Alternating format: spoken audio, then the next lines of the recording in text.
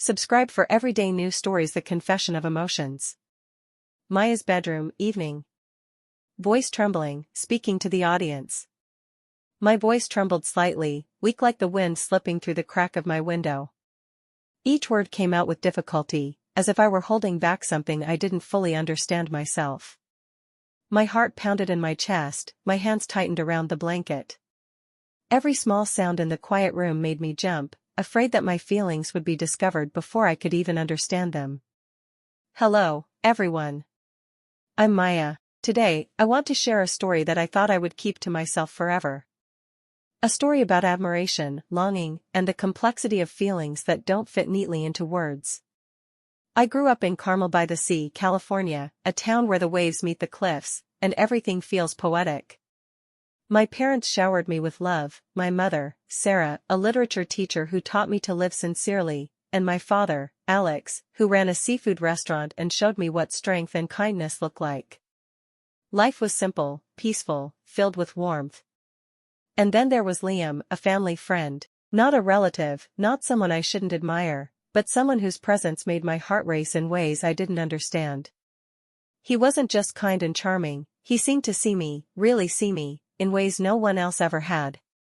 And somewhere along the way, my feelings grew into something I didn't know how to name.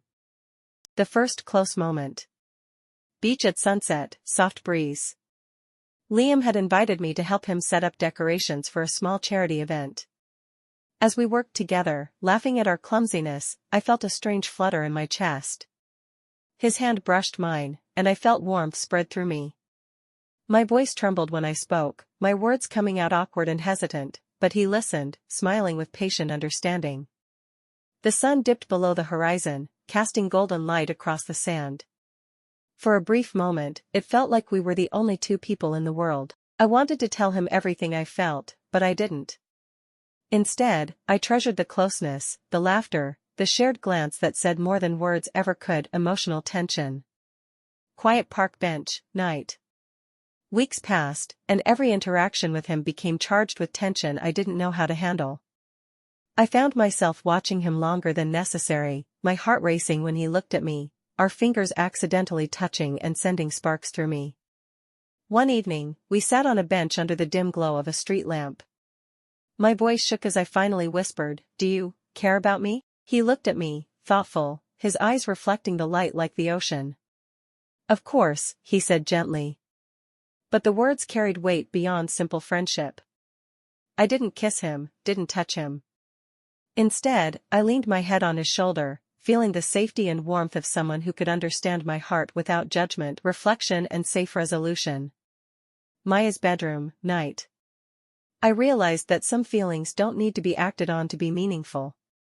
Some connections leave imprints on your soul, teaching you about desire, patience, and understanding. Even as I drifted to sleep, my heart still raced at the thought of him. But I knew the difference between admiration, affection, and crossing boundaries. Our connection was ours, pure and unforgettable, and it taught me more about love than anything else ever could. Some feelings are meant to remain whispers of the heart. Safe, secret, and eternally cherished.